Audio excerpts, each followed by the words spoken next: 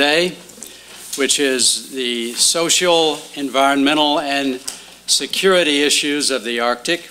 We have a very, very distinguished panel, and I will not go into all of their CVs, but I would commend to you the bio packet for you to review and to see their very impressive backgrounds in law and policy issues in regards to oceans and Arctic affairs.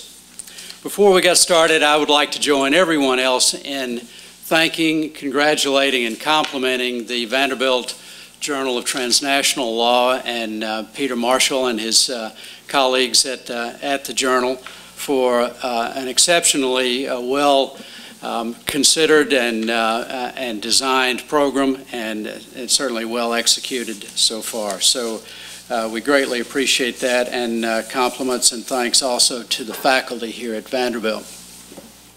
So without further ado, I would like to begin our session this afternoon, first by introducing Jonathan Greenberg, who is a professor at Stanford Law School and counsel at the firm of Heenan and Blakey.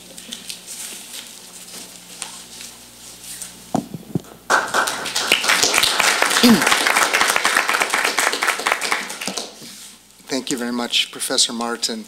I have to say, as everyone or many people have said, I also feel honored to be here, especially when Professor Martin talks about how distinguished our panel is. I know when I see my colleagues that they're extraordinarily distinguished, and I am also certain, and I say without embarrassment, that I have the least experience with the Arctic of anyone among our speakers. And to compound that problem, I'm trying to have this extremely ambitious topic. Actually, before I begin the topic, I want to say I'd like to volunteer my services. I teach and practice in the field of dispute resolution, and I have a unique set of features. One is I am a U.S. citizen. Two, I'm a counsel to a Canadian law firm. And three, I dispute resolve type person.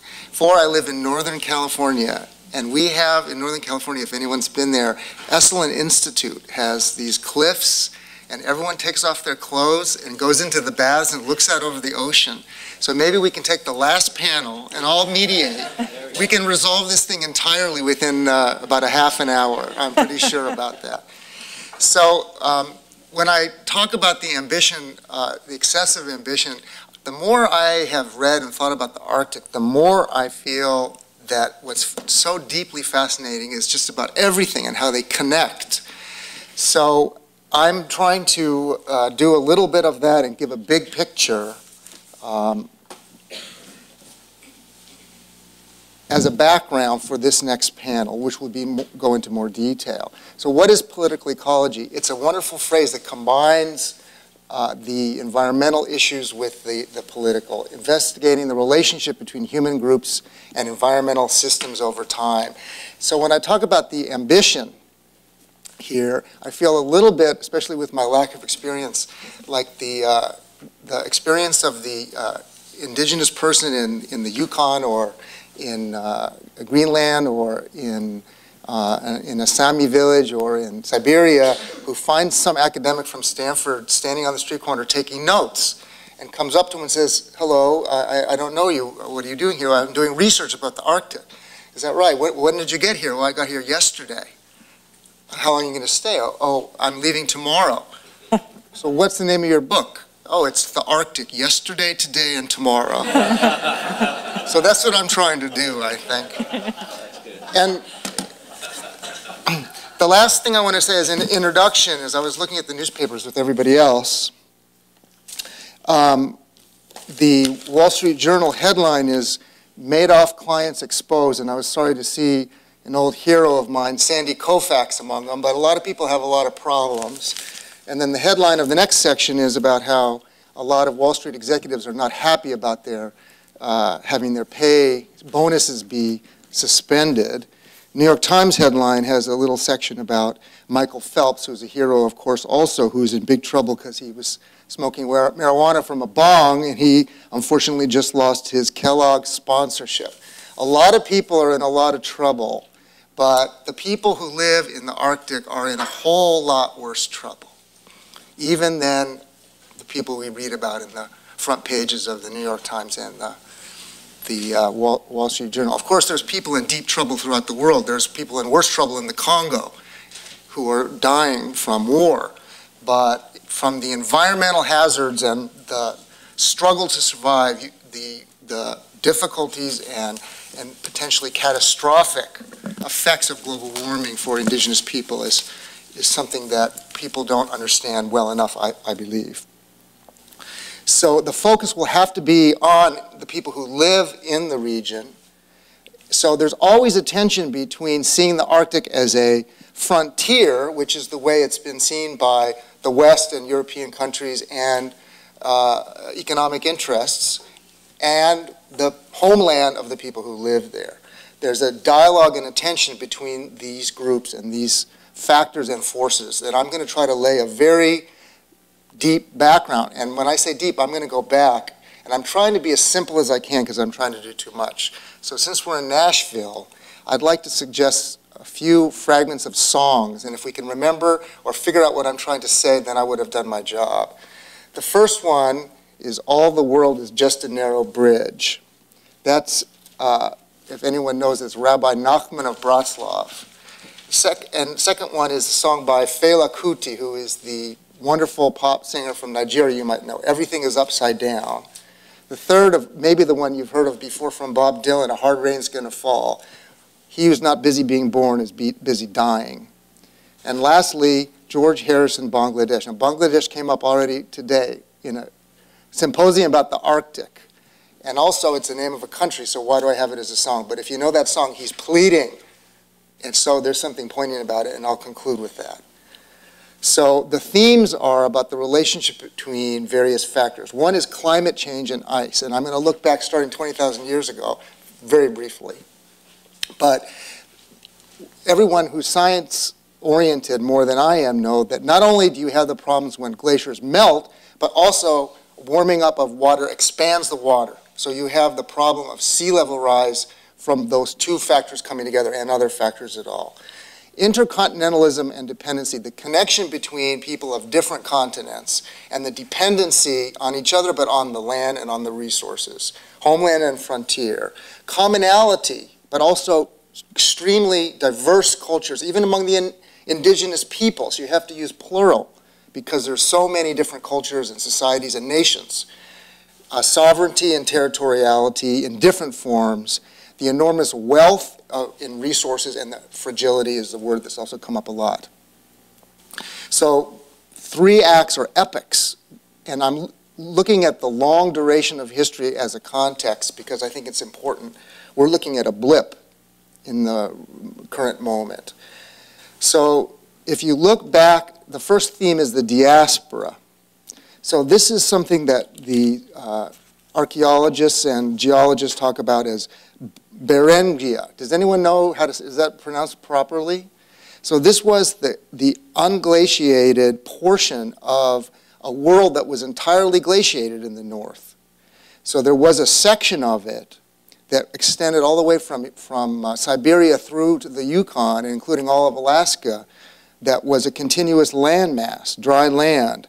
And one of the books I read I thought stated it beautifully. Central Berengia was dry land for a very short time. And that very short time was a mere 8,000 years. So it gives a different perspective. So about 15,000 years ago, there was the last great period of global warming. And at that time, habitation was possible in Siberia, and people began to move into Siberia. It also led to sea level beginning to rise. The Bering land bridge that you've heard about was open. And there was a period of time up until about 10,000 years ago when migration theoretically took place. At least that was the question that had been asked by archaeologists, anthropologists, geologists for many, many years. That was the theory. But very interestingly, recently, the theory was confirmed by the most advanced kinds of genome mapping tests by scientists from throughout Latin America, Europe, and the United States in a joint paper that came out last year. And what they show was, and they study the genomes of people throughout Latin America, North America, all the indigenous people, and in Siberia. So one thing they find, number one, is basically the fundamental structure is the same. And two is that all Native Americans have this structure from the bottom of South America all the way up.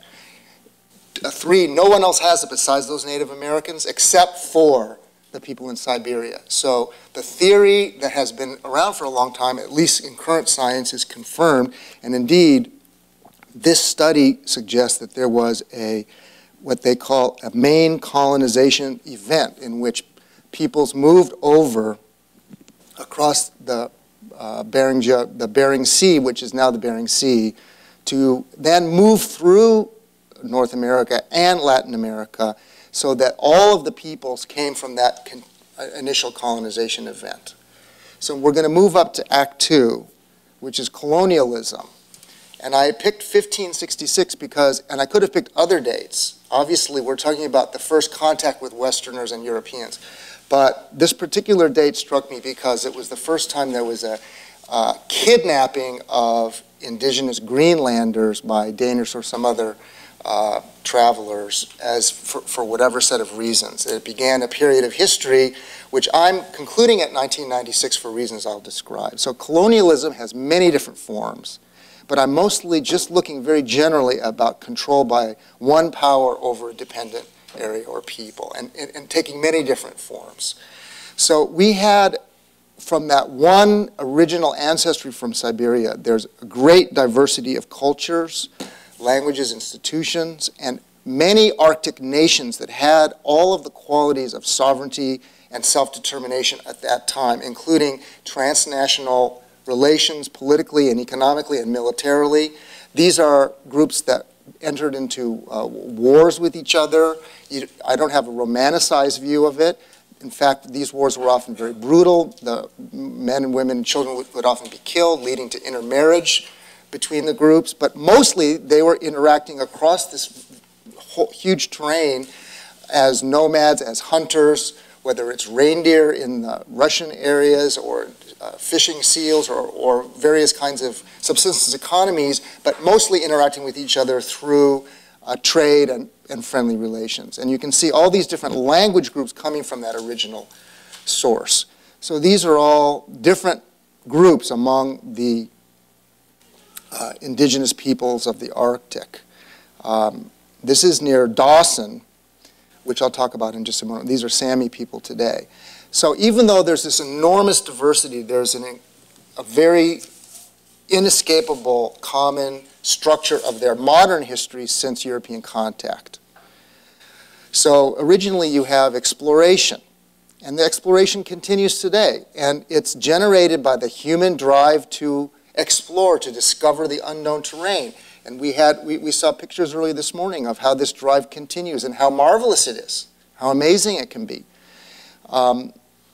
The initial contacts, of course, through exploration, through trade, whaling, and the relations were really different depending on the different groups. Of course, the French in Canada, it's nice to put in a good word here, they were actually quite positive in their trade relations, at least initially. The initial efforts of the Russians were also positive in terms of trading until there was an effort to conquer these people that was, in some cases, rebuffed. So there was all kinds of struggles at the beginning, but they intensified. And there was more and more exploration, more and more trade, and more economic development until there was, you can see here, which I love, the northern discoveries of John Davis, 1585 to 87. Well, that's the Davis Strait. But of course, Greenland was a populated place with people living there. And it's the same issue that we see, of course, in the southern hemisphere. So one of the things that the Westerners brought was smallpox. So in the case of in Alaska, the Ute-speaking Eskimo population was almost entirely decimated in 1838. And then the Russians came into northern Siberia in the late 16th century. They were again, trying to dominate because of the fact that the furs were much thicker and they wanted to control them. Eventually, what happens is the expansion of the modern nation state to claim the northern frontiers, which is still the process going on in new forms under UNCLOS. Expanding territoriality, the jurisdiction and legal control of the peoples, and physical control. From the point of view of indigenous people, it terminated their self-governance and their self-determination as indigenous nations over territory that they had controlled. And culturally, of course, there was eradication of cultures. Now, this wasn't always, and probably in few cases, was it the design and purpose, but it was the effect. Because with the traders came the missionaries. So, for example, we'll look in a minute, but in the Yukon, and we'll look at the gold rush in just a moment, but we had in the Dawson City, which was right next to where the gold rush was, in 1889, there was 40,000 prospectors suddenly showing up, creating a city called Dawson, complete with saloons, brothels, and, of course, the Buxton Church of England mission. And the mission was true, of course, in Alaska. It was the Orthodox Church, and various forms of all the different Christian denominations had missionaries in the Arctic. Now, at that time, one of the goals of the missionaries was to help, just like in the civilizing mission of French colonialism, to help bring superstitious peoples who were primitive and savage into a more civilized society. And you can see this is beating the drums, and the drums is very sacred throughout the different peoples of the Arctic. But you can see in this picture, there was a belief or an image that the beating of the drum by the shaman in the indigenous group was connecting to some kind of demonic forces that were evil in a Christian cosmology. And the Christian missionaries very strongly, whether it was Russians, Canadians, Americans, or wherever, tried to wipe out the traditional shamanism because it was threatening, bizarre, weird, and demonic. And there's amazing stories about how the Christian missionaries would sometimes go into Inuit places, convert people successfully, and then find out that people were interpreting the Gospels in ways that they were not expecting, which is true throughout indigenous peoples, where they would integrate or fuse Christian cultural and religious practice with their own traditional shamanic practices. And including one case where they were about to stone the women because they weren't childbearing, and they read it in the Bible, and there are scenes where the missionaries say, please do not read the Bible unless I'm there, because we are the ones who can interpret the Bible for you. And then not only through religion, but was assimilation through cultural, education, welfare, and then, as you know, very infamously, as in the case of the Aboriginals in Australia, residential schooling, people removing the kids from their schools so they will not be learning the native language, they will not be having to practice these superstitious practices, and they can become part of the public culture of the state, which had obtained jurisdiction and control. And then, in many cases, causing population transfers, etc. And then the next theme, of course, is the relentless drive for resources. None of these themes have changed at all. In fact, sadly, we can see that they're intensified by the fact that the melting of the ice is going to uncover huge new resources that can be exploited. There are cycles, waves, and rushes. So one of them, as an example, is the Yukon. That's late 1800s. You can see the establishment. These are people who are looking for gold. And the rush of people causing enormous displacement and enormous impact on indigenous cultures, mostly negative. But as you know, these issues haven't changed very much in terms of the incredible resource-rich nature of the Arctic, the ability to find the resources, extract them, and to profit from them. Now, one thing that has changed is that the indigenous people are getting a much bigger share of the monies that come from it, but the drive hasn't changed at all. And if you take a look, for example, at Prudhoe Bay, Alaska, which is the largest oil and gas development site in the United States, in the North Slope of Alaska. The model today is the model of state ownership, state jurisdiction, but using the capacity of the international oil companies to actually do the exploration exploitation, which is true, of course, all over the world. So right now, it's mostly ExxonMobil, BP, and ConocoPhillips. It used to be Arco, but it was acquired by BP. So what's interesting, of course, is that if you compare the capacity, the total revenue of the permanent fund and reserve funds that Alaska has generated is $40 billion. But the assets, if you compare that to the ExxonMobil assets of $219 billion, BP $217 billion, ConocoPhillips $113 billion, at a minimum, the international oil companies are extremely strong negotiating partners and influential actors and stakeholders. And one of the things that's amazing, because I'm trying to go as fast as I can, is that today in Greenland, the effort towards greater autonomy and self-determination is together with an effort by most of the leaders of the indigenous Inuit government that's now just a couple months ago voted to expand beyond self-rule to self-determination. They are working with all of these companies and all the mining companies just as aggressively, if not more aggressively. So it's not a simple story, and in fact, these forces seem to be moving along regardless of who ends up having the rights and the title. And it's not only oil, of course. There's diamonds. In Canada now there's lots of diamonds. Canada's becoming one of the biggest producers of diamonds because of the Arctic. Many mineral resources. This is a uranium mine. Uranium, again, is becoming a major resource. Ironically, things tie to global warming because there's now prospect of nuclear power generation throughout the world and the desire to, the value of uranium increases. These are bags of uranium that these people were, just carrying around from what the Dene people call the money place, Sombe K. So you have all these forms of settler colonialism. Not only do you exploit the resource, but you move in there. You move in to manage the resource exploitation over a more sustained period.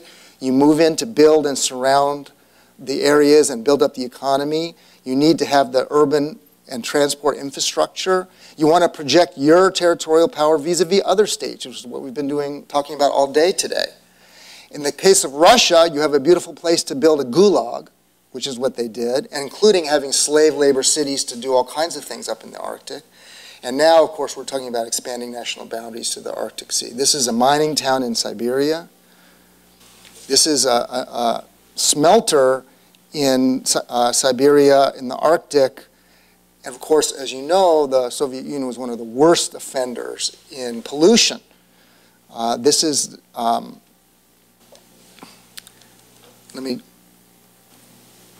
so why do I say everything is upside down? Because normally when we talk about world systems and world history, to quote this writer who writes in this very currently popular framework of post-colonialism, the assumption of post-colonial studies is that many of the wrongs, if not crimes against humanity, are a product of the economic dominance of the North over the South. Well, obviously, no one's looking, and if you look at this long 500-page book you wrote, they don't mention the Arctic. But of course, everything is in reverse. North is south and south is north. In Russia, during the Cold War, they were setting off the largest nuclear bombs up there in the Arctic region. Nuclear activities continue, and nuclear submarines go back and forth and went back and forth during the Cold War. Ironically, and I'm going to conclude, I'm not going to get through more of my slides, but ironically, the Cold War set in motion the beginning of a framework that we may be moving into, which is regionalism. Because the Cold War created, at least through a bipolar system with NATO alliances, you had the entire militarization of the Arctic, where, of course, we saw earlier the picture of the submarine with the polar bears. Well, those submarines, some of them were nuclear submarines powered by nuclear energy, but also many of these submarines were carrying thermonuclear weapons to shoot and destroy, potentially when the button was pushed, the other power. So the entire process during the Cold War was a regionalization process. And ironically, we're now at a point where potentially,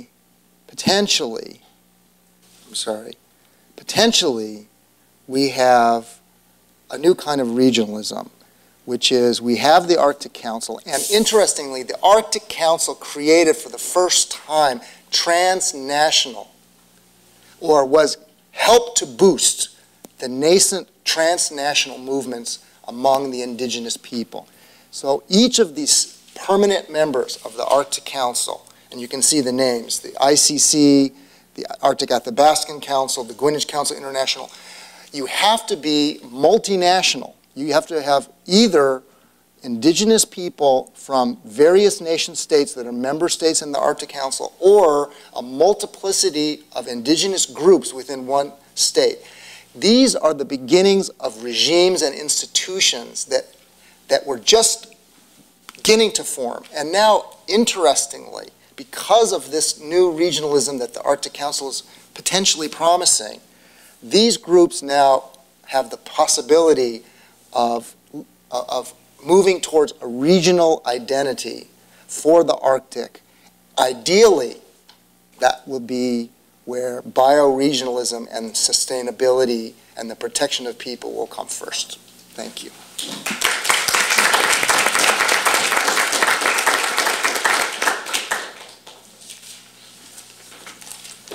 Thank you very much, Professor Greenberg. That sets the stage for our discussion very well. Thank you.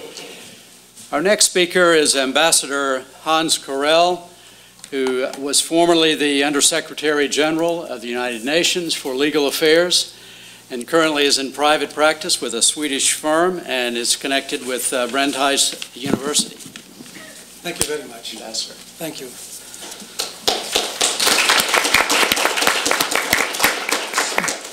This one on. Just to test that it works. Now it should work. Can you hear me comfortably? Yes. Good, because that's important. I will only display one picture, and I will explain why.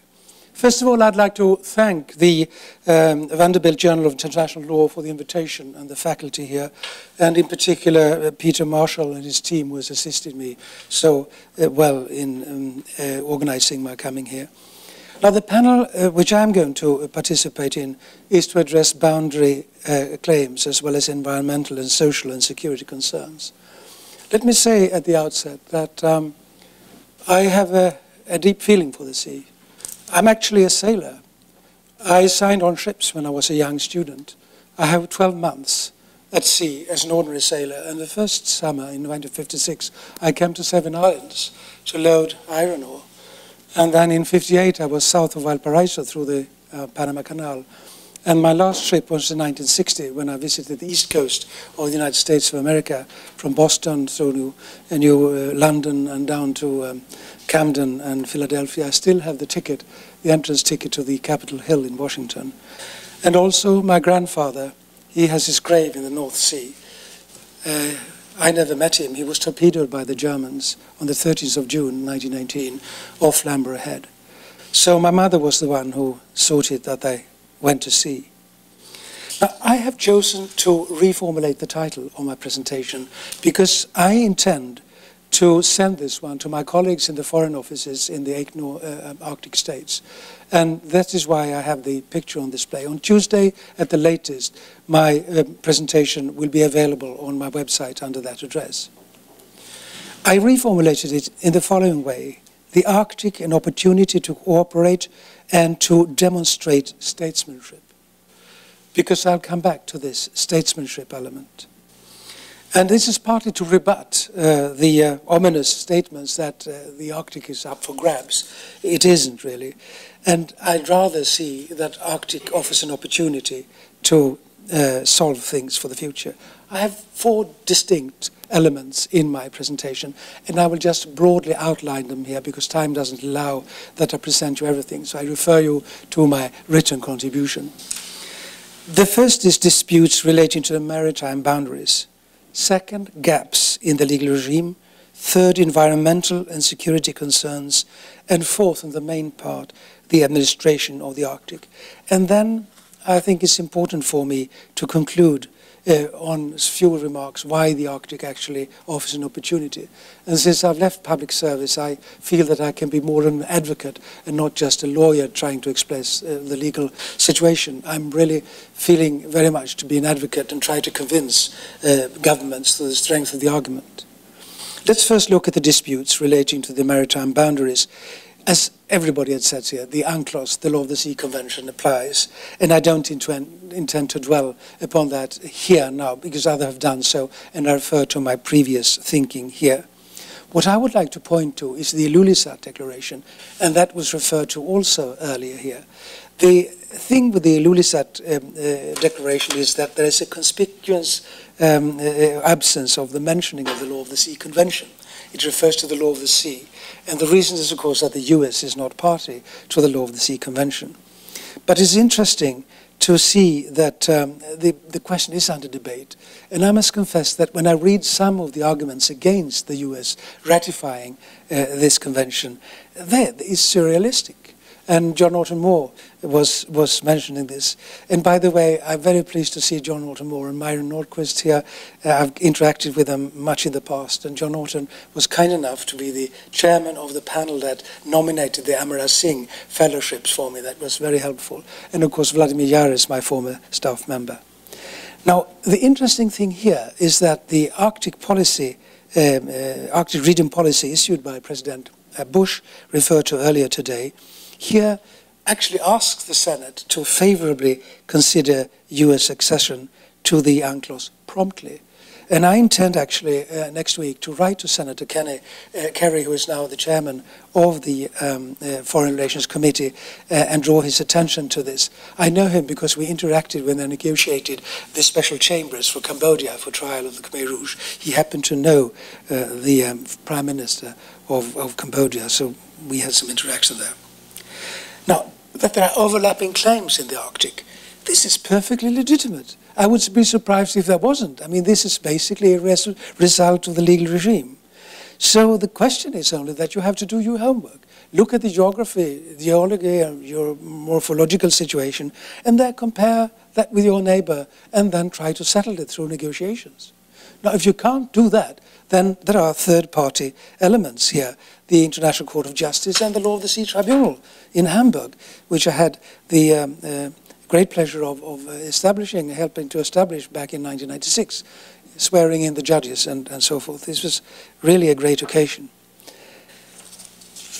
I must say that I fail to see why this is such a problem. I was the chairman of the Swedish delegation in 3 maritime boundary delimitation negotiations in the Baltic, and I found them highly constructive and actually a very positive experience. So it's just a question of finding the right atmosphere, as it were.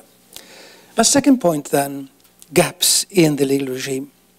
Here I had the privilege of co-chairing a Arctic Frontiers Conference in Tromsø in January. And there the WWF had identified gaps. And they had actually provided a report to which they referred. It's called Overview and Gap Analysis. And there is a footnote referring to the report, and I really do recommend reading it. I don't agree with everything, and certainly not some of the gap analysis. But the overview that they've made is really a checklist that could be used by the states to see whether they should not meticulously address the elements that the WWF has identified. It's an excellent paper in that respect. Now, since there is already a legally binding regime in the Arctic, the UNCLOS, rather than focusing on new regimes, because that's their point, they want a new legal regime from the Arctic, and I find that's highly confusing. We should stick to the regimes we have, and even, if necessary, develop new regimes.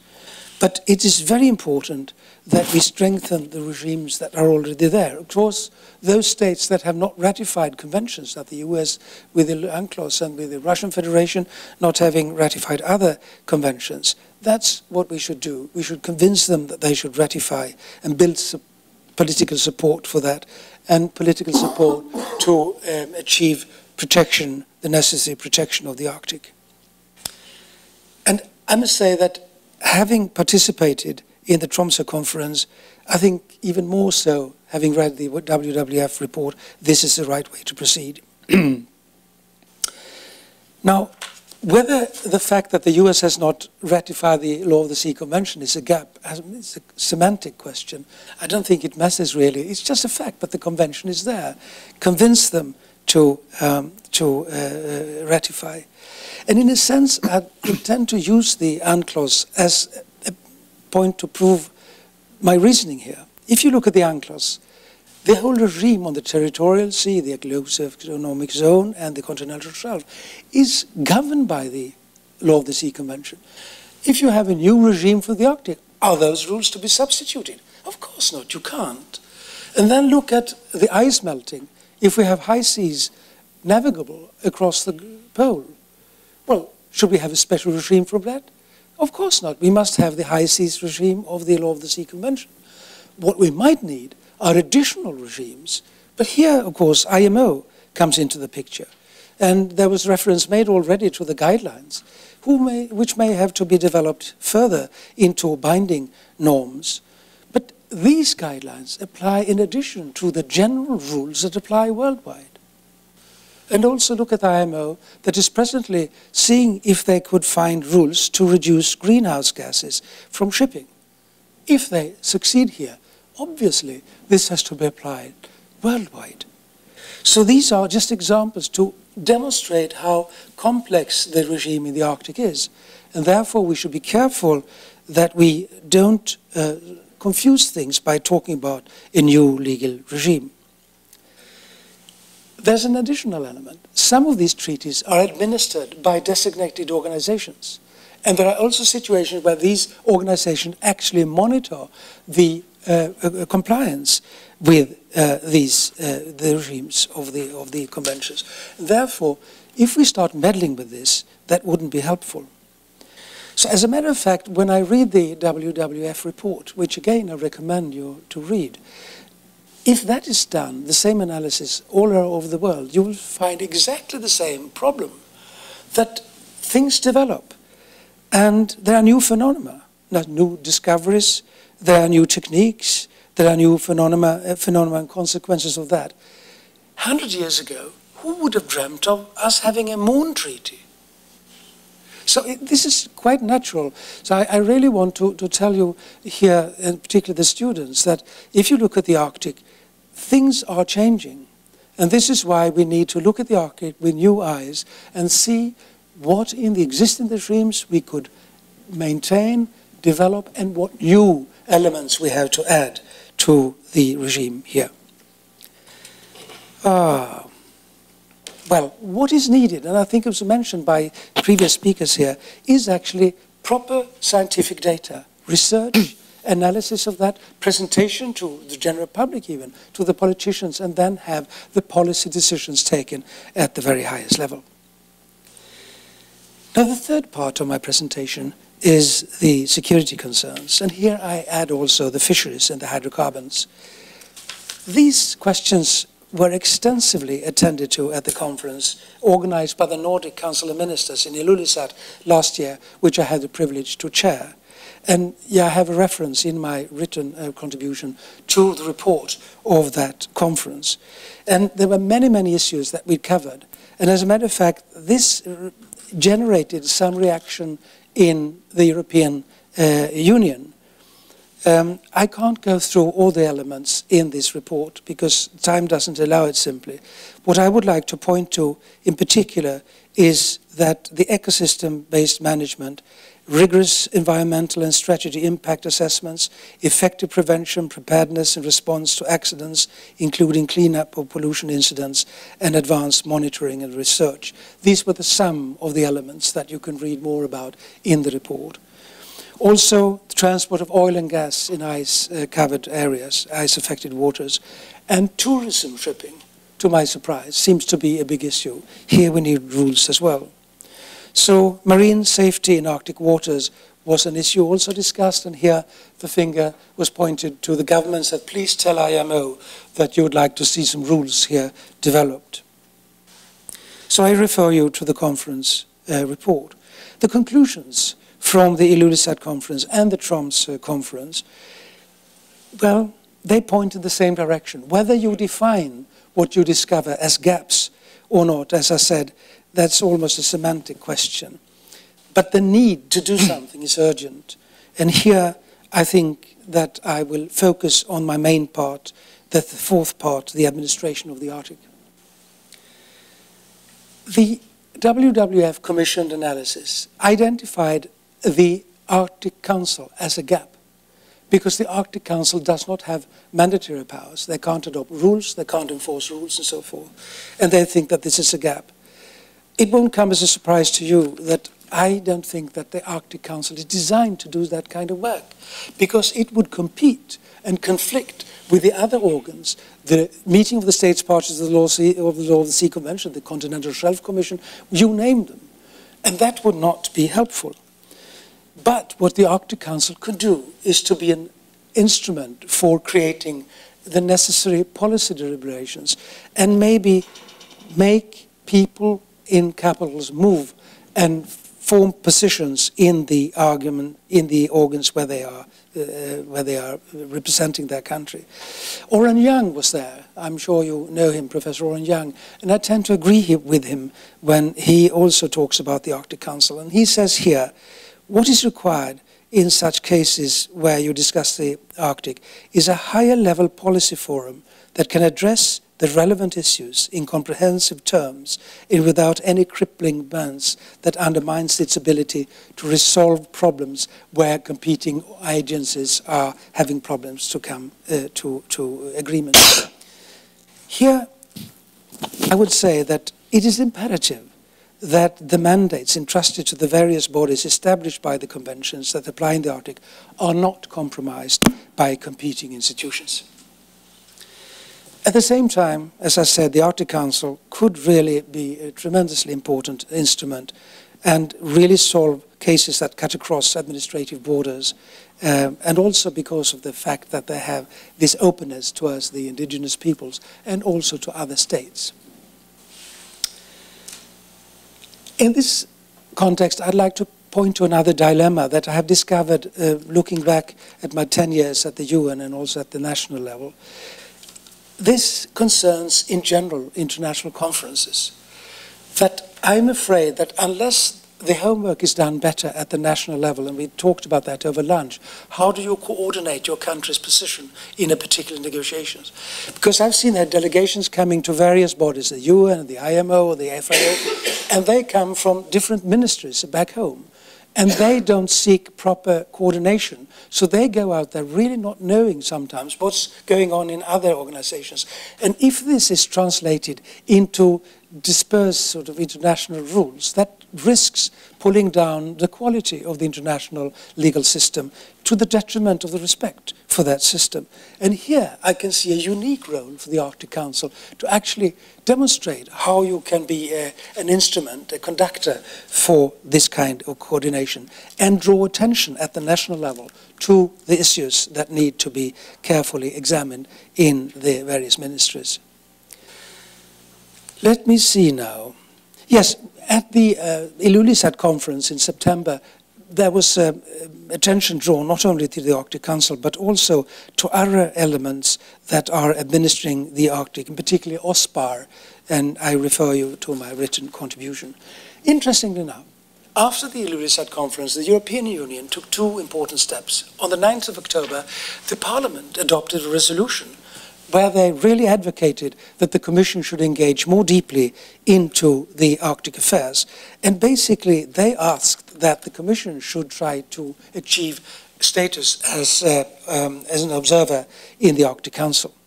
And then on the 20th of November, the Commission adopted what is called a communication to the Parliament and to the Council. And this communication is an important document which I recommend you to study.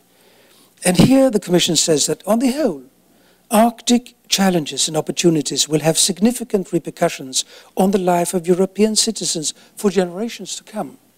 And then they communicate, and they have three main elements in the communication. First, protecting and preserving the Arctic in unison with its population. Second, promoting sustainable use of resources. And thirdly, contributing to enhanced Arctic multilateral governance.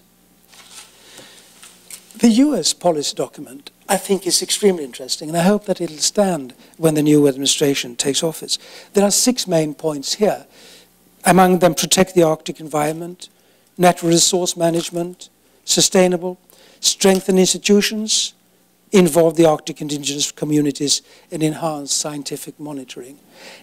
I read this actually as a checklist of issues that you need to discuss and to research at the national level. So I would suggest that this policy would have great use also outside the United States of America. What I find particularly interesting is that the US and other governments should consider as appropriate new international arrangements or enhancements of existing arrangements. This means that they are open to actually amend the regime that applies. And then also commercial fisheries, including through consideration of international agreements or organizations to govern future Arctic fisheries. This I find highly interesting, that the US is actually looking at the prospect of having new organizations to deal with some of these issues. Well, I have no problem with that, if you can define the role of this organization, and then that this fall under the umbrella of the Arctic Council. The Arctic Council, of course, there's also a positive attitude as long as you don't create it into a new international organization with its contributions. I fully understand that. The Russian Federation had an interesting presentation there also. It was Professor Denisov, who comes from Murmansk, who gave a presentation. I can't go into the details there, and you know that the Russian Federation has a tendency to view the Arctic as something to be dealt with by the Arctic coastal states, and that's all there is to it.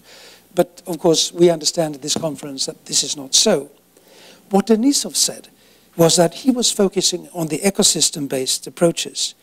And he thought that this was poorly recognized and accepted, both in the administrative circles and also among other stakeholders. And he was quite critical. He said that Russia's coastal and sea activities still continue to be managed on the basis of a sectoral or departmental approach. And the application of integrated ecosystem-based management is largely depends on personal in motivation and social responsibility of key managers at regional and local levels. So subjective forces play a substantial role. I was quite taken aback that he was so critical, but this is very interesting. Also in our other Arctic states, of course, this is discussed, and the conclusion must be that there remains a lot to be done here to enhance the administration of the Arctic. And maybe, I would suggest, a strengthened Arctic Council is the appropriate venue for the overarching policy discussions that obviously are necessary. And, Mr. Moderator, I've now come to my concluding remarks. And I pondered over these. And this is the statesmanship message. The Arctic actually does offer an opportunity for states concerned to cooperate. Actually, it gives them a chance to demonstrate that they are able to cooperate actively and in a constructive manner. As a matter of fact, the Arctic could be seen as an opportunity for the Arctic states to demonstrate how responsible actors in the international arena should interact. The Arctic must also be seen in a more global context, including from the viewpoint of international peace and security.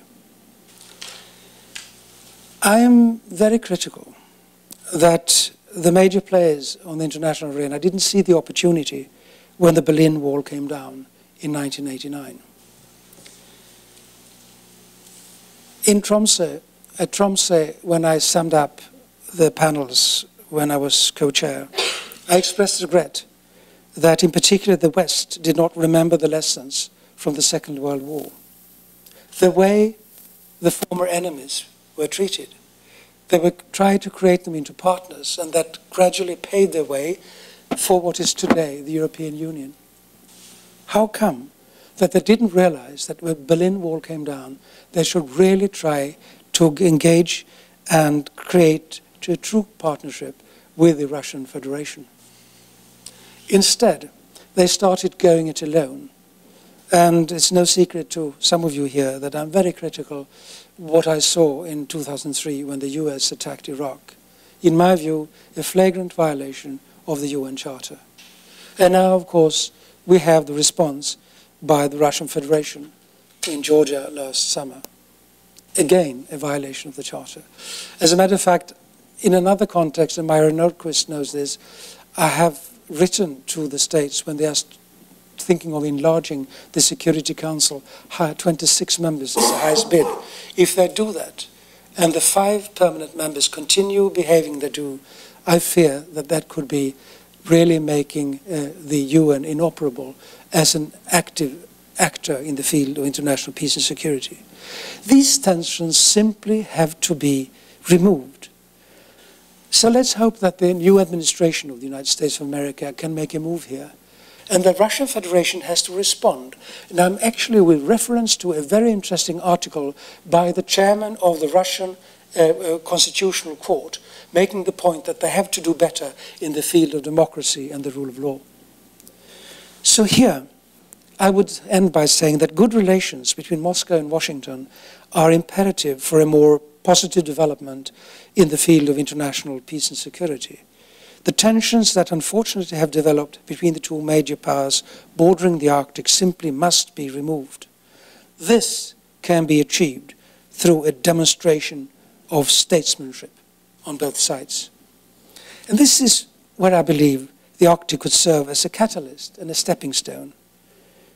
The other 6 Arctic states are democracies, states under the rule of law, small states, mainly Canada, being number 2 when you come to area in the world. Russian Federation, 17 million square kilometers, Canada some 10 million, US coming then on 9.6. This could be the setting where the close cooperation could be generated, and this in a matter that effectively concerns the whole state community. Also, experience shows, and this is my final point, that this won't move unless this is brought to the highest political level in the Arctic states. And this is where I probably, when you find my final paper, will have a recommendation that one of the upcoming ministerial meetings in the Arctic Council should be at the level of head of states or government. It is in this setting that I see the Arctic should be seen as an opportunity rather than a problem. We must also remember that there is a connection between the Arctic and the meeting in Copenhagen this year on the climate change. Well, those were some reflections that I simply drew from my paper, but again, please don't forget to download it on Tuesday. Thank you very much.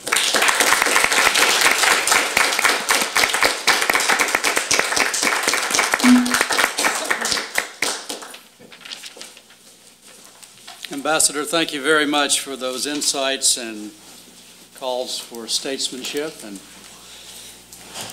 appreciate that very much. Our next speaker is Dr. Lawson Brigham, who has deep experience in the Arctic. He's professor of Arctic policy at the University of Alaska, and he's chair of the Arctic Council's Arctic Marine Shipping Assessment. Also, he has a great deal of practical experience from 25 years in the Coast Guard, including a lot of time on icebreakers. Thank you.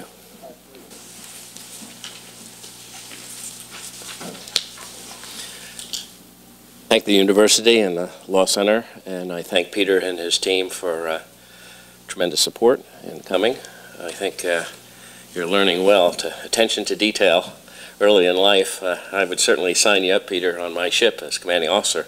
The officers who did well were attention to detail people that they carried on later in life. So well done for organizing the conference. I'm here, I heard all the remarks today, and I could amplify some of them. I'll try to do that throughout my presentation. This is focused mostly on the marine transport issues. I do chair for the Arctic Council this Arctic Marine Shipping Assessment, led by no less than Canada and the United States, and Finland as a partner from Europe. But really, I have to say, it is Canada and the United States leading this for a number of technical and tactical reasons in the Arctic Council. I can just tell you that it would have been to have Russia leading this effort because of lack of resources, not lack of talent and expertise.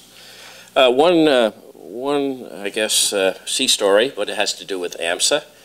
I gave a briefing to the Danish Maritime Association in '07 with the AMSA team.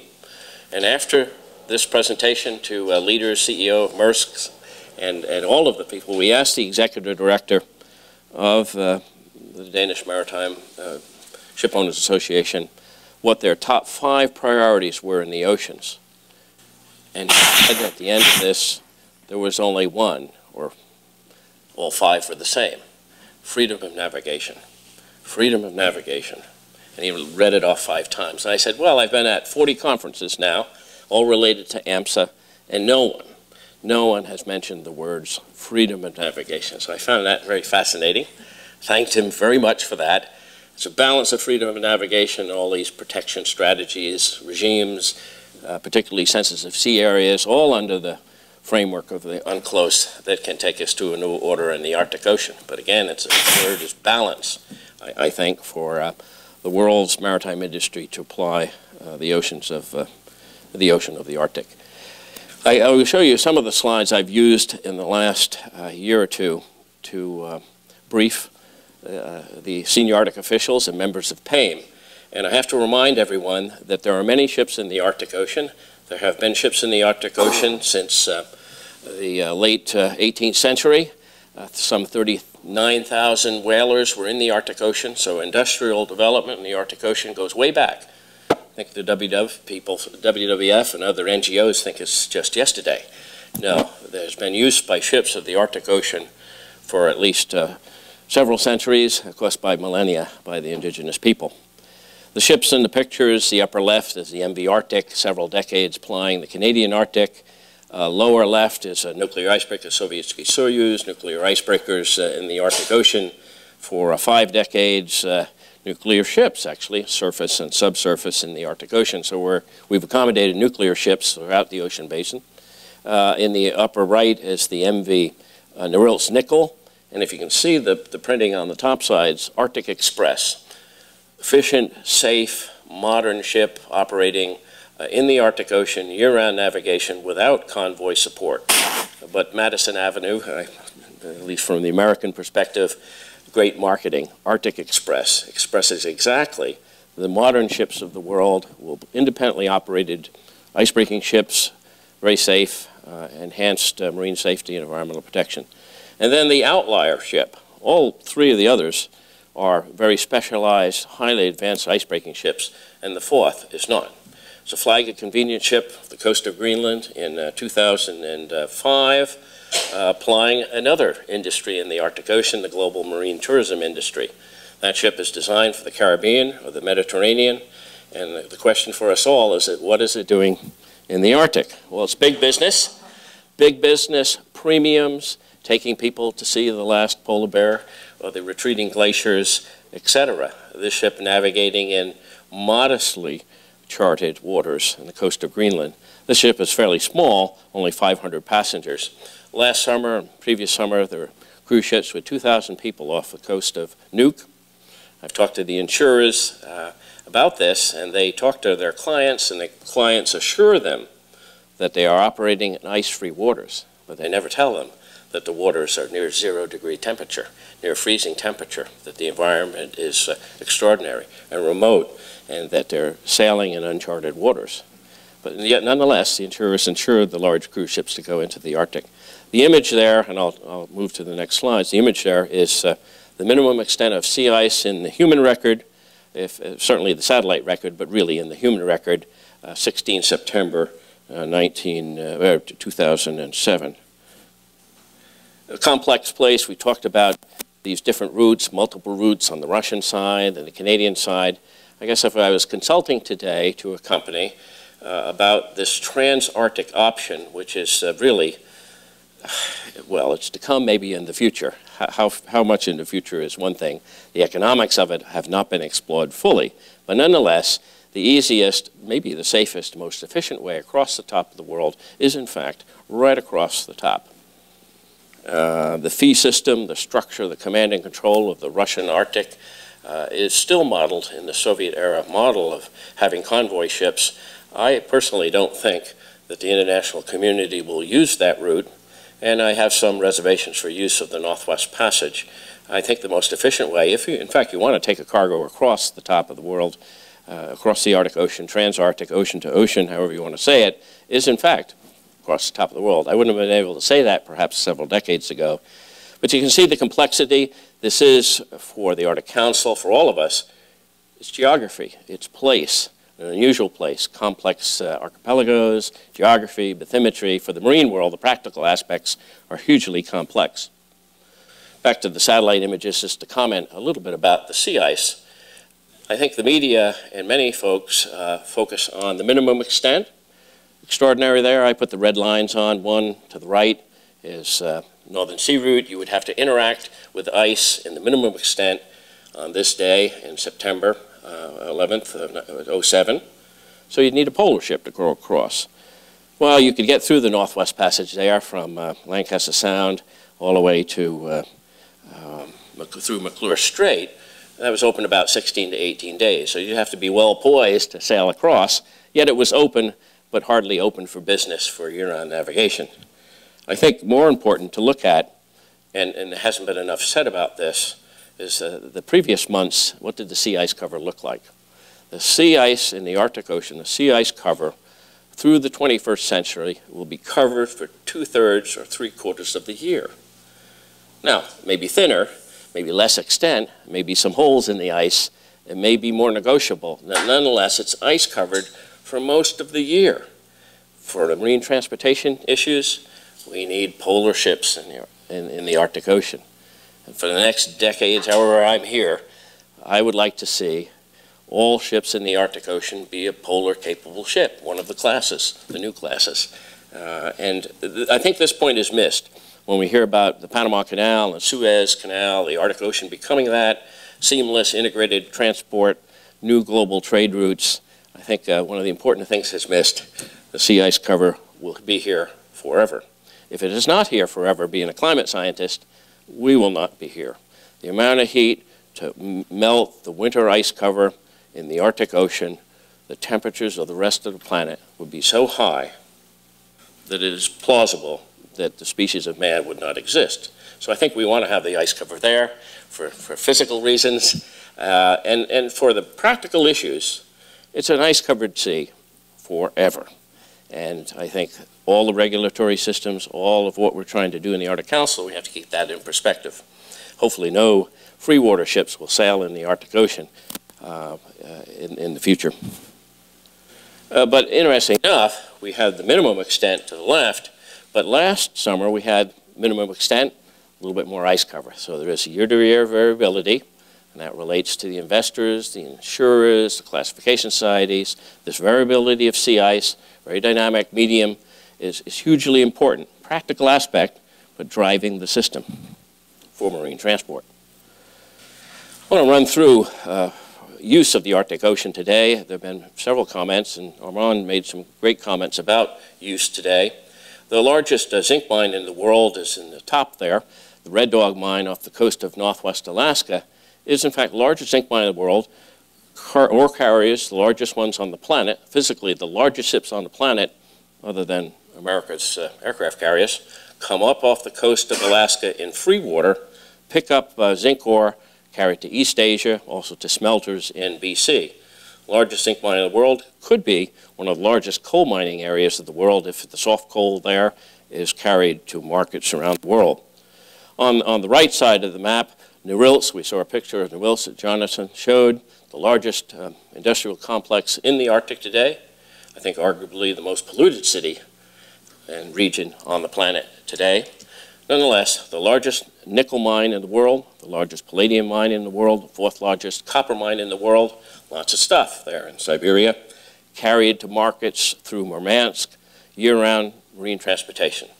Year-round marine transportation in that part of the world for 3 decades. We have high-grade ore. Canadians have high-grade ore on Baffin Island. There have been experimental voyages to carry that ore to Europe. The market is Europe. It is likely in the decades ahead to have a seamless, integrated marine transportation system between Baffin Island and European markets. There are others we could explore, but hard minerals development, uranium, nickel, copper, zinc, you name it, they're throughout the Arctic. Scarce resources, commodities prices perhaps are low today, invariably will rise in the future. Strategic assets throughout the whole of the basin.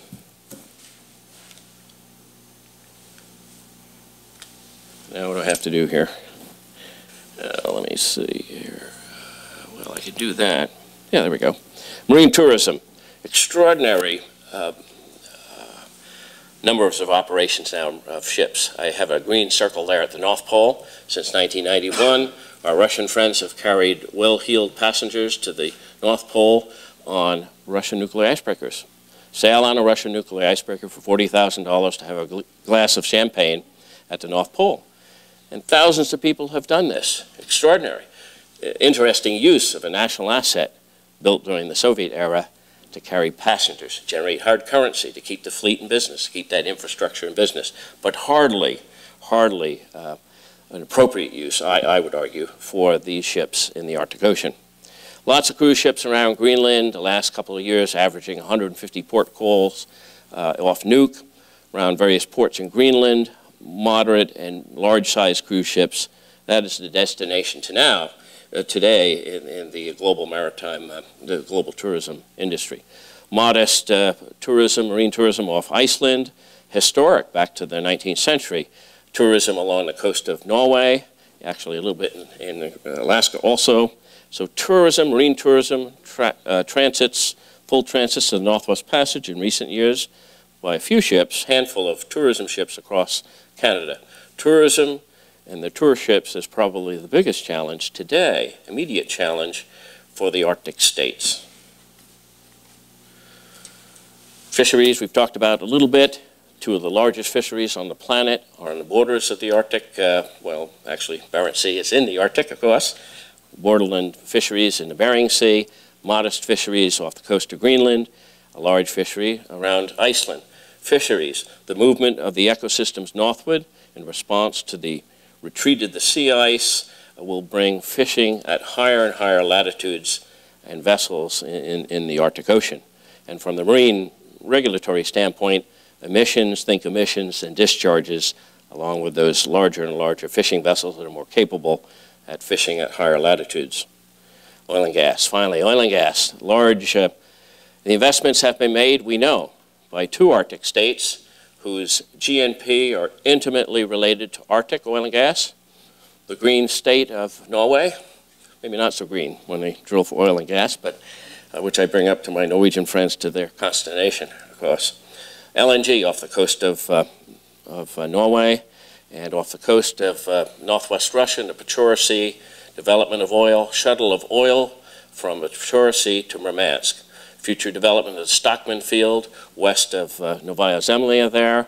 We've had large, fairly large finds and exploration in the United States Arctic, $2.3 billion leases this past spring, and in the Canadian Beaufort, again, leases. So in the longer haul, clearly we believe in the AMSA that oil and gas will be a huge and important resource, scarce resource on the planet, plenty of it in the Arctic. Ships will come. And then summer sea lift to the Canadian Arctic, about 100 vessels, 100 voyages a season, and also in the Russian Arctic, not to be dismissed as a summer, huge number of Arctic ships, mostly Arctic capable, to the Arctic Ocean, carrying goods and services to the communities in the Arctic. And then finally, the one we've talked about already, in the purple diagram there, the circles, operation of the Healy, the Louis Saint Laurent, the Odin, the Sovietsky Soyuz. All of these areas are being explored. This is the map for today's senior Arctic officials and ministers. The whole of the Arctic Ocean is being used today, at least in the summertime. Every square kilometer of the Arctic Ocean has been explored to some extent or been traversed by ships during the Soviet era all the way up till today, during historic times to today. So there's already all of this use. What we lack is an integrated regulatory system that's seamless, international, non-discriminatory. I like this slide, my favorite slide really in all of the slides I have over the years, but I think it shows an important point. There is marine use in the central Arctic Ocean. So in the AMSA, we're looking at it, particularly sensitive sea area, various regimes that are possible in the future. It is not possible to say there's no use in the central Arctic Ocean. We've had 77 transits of very capable ships, of course, to the North Pole, many nuclear. But for the past, since 2004, you can see the numbers, 33 transits of ships to the North Pole. It's hard for me to believe that, but at the beginning of the 21st century, ships can make routine, very capable ships, can make routine transits in the central Arctic Ocean. 7 transantarctic voyages, I bet by, again, highly capable icebreakers. So we have this history, recent history, only one ship, non-summer, the Sea Bear there, shown in the picture.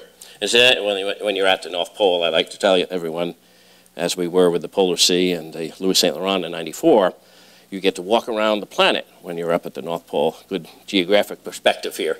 This is the Soviet crew of the Sea Bear walking the planet. You can see the Soviet flag sitting there somewhere at the North Pole. Lots of use.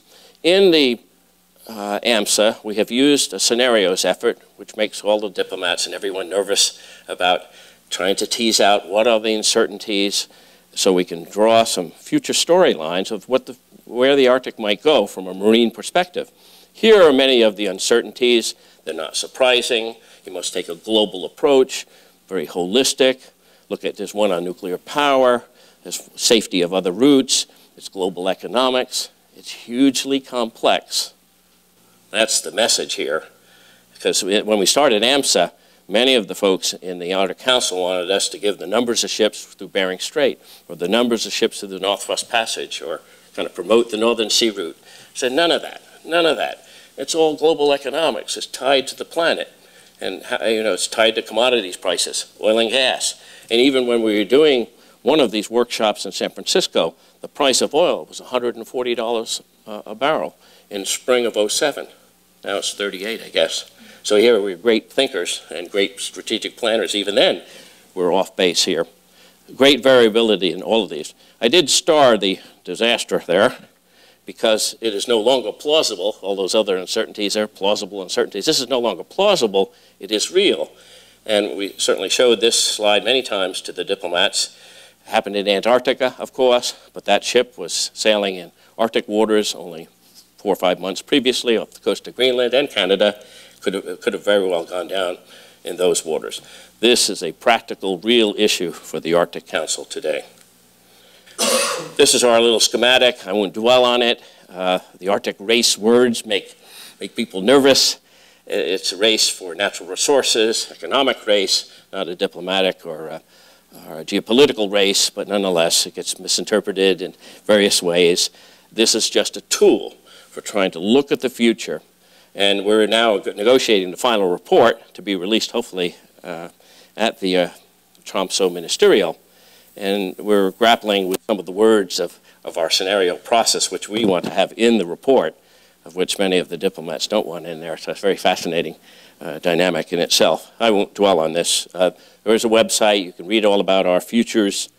But I wanted to just touch quickly on a couple of wild cards that are perhaps more real than plausible. This intersection of indigenous use off Alaska, in this case, bowhead whale migration, and intersecting with potential routes or offshore drilling is a huge issue for the whole of the Arctic. Of course, this is a special place between the United States and Russia, this choke point in the Arctic Ocean, where there's indigenous communities lining both sides of this choke point. So it's a huge area, as it is this intersection multiple use management challenges of the future for other areas of the Arctic. Ship emissions. Some new and intriguing science tell us that the emissions of a huge number of ships in the Arctic, hundreds of transits in local areas, would have potentially an effect on the low-lying ozone layer in the cold troposphere of the Arctic Ocean. But none of the emissions in the Arctic can compare with the emissions of the flights, the overflights, and the water vapor from the global aviation industry who have taken on the Arctic with all these global flights. So when you look at ships and try to work over the global maritime industry, we might have to take a look at the global aviation industry and the emissions over the Arctic. So wild card again, uncertain regulation, extraordinary complex science. We really don't know about the cold atmosphere of the Arctic and how it might change and be impacted by ships. Technology I've talked about. I find these ships extraordinary. The movement ahead, to the consternation of my friends in Vermont Shipping Company, no icebreaker convoy. The ship itself, no rudders, actually, quite extraordinary ships. And as an icebreaker captain in the past, these ships are sailing through the ice stern first. Who would have guessed? High tech, a little different, wild card impact. These are the kind of ships of the future. Now, not all of them may go stern first through the ice in this new and novel, efficient technology, but nonetheless, people are dreaming up and designing and on the drawing boards ships that are independently operated icebreaking ships. So of course we want to apply all of the polar rules to these ships. We've talked a lot about this. I have it all on one slide. My only point as a wild card is how this dynamic at the higher level within a framework might impact all the other efforts going on at IMO, satellite organizations, scientific organizations. Hopefully this will be adjudicated through the Commission, will not have a lot of direct impact on all of us in the practical world of marine safety and environmental protection. But again, it's a wild card. This report of the USGS, very important report to establish some better figures. 30% of the undiscovered natural gas on the planet is located in the Arctic. I think it's clear that marine transport systems will support that development in the future. I've taken one of the maps and put these red dots on where there are 100% probability or plausibility of undiscovered oil or gas. They're all in coastal areas, or most of them, coast of Alaska, Russia, around the coast of Greenland, and they're all going to require marine transport and support systems, all in coastal areas of the Arctic in the decades ahead. Lots of challenges for the Arctic states. I've told you about some. Infrastructure issues, marine safety issues, protection issues, sea ice variability. Number 6 there, I think, is a really important one. The science of noise, ship emissions, discharges, hugely complex in the cold environment, going to require huge investment by the Arctic states. I've talked just slightly about PSSA and the Central Arctic Ocean. We're trying to mention it in one of our 15 recommendations. Even the mention of it all is a little tricky, but hopefully. And number 8 is actually hugely important, the tracking and surveillance of ships in the Arctic. One of our recommendations, and I'll just tell you up front, is to have seamless, integrated surveillance and passing of information between the Arctic states of all commercial ships in the Arctic, between the Arctic states. The last point, the main point, is evident, of course. We must have greater cooperation among the Arctic states more than any time in history. But the Arctic states themselves must engage the global maritime industry in its various elements at IMO together as a kind of a holistic group working at IMO to argue the issues for protection of the Arctic marine environment and, of course, for marine safety enhancement. And then my cartoon at the end of a little bit of speculation about the future. These routes across the Arctic Ocean and Transarctic, no one yet has identified, at least in the media, what are the cargoes. There's been some speculation about LNG and oil going across the Arctic Ocean. It is likely that pipelines around the planet across Eurasia will carry oil and gas from Western Siberia to China and Japan, and not ships. The commodities are probably hard minerals, not Toyotas, maybe not fruits or vegetables, of course, but perhaps hard minerals could be carried across in some efficient and effective way. I think I'll end there just by saying that I think the Arctic Council is being proactive with this Arctic marine shipping assessment. The challenge for all of us is to get those capitals to move, as Hans was saying, on this very specific question of marine safety, environmental protection. I hope in this study we'll be able to get the the Arctic Council to communicate to the world. I'm not sure if they don't communicate a really solid message and adopt our 15 recommendations, I'm not sure we'd be held in high regard in the Arctic Council or the Arctic states. Thank you.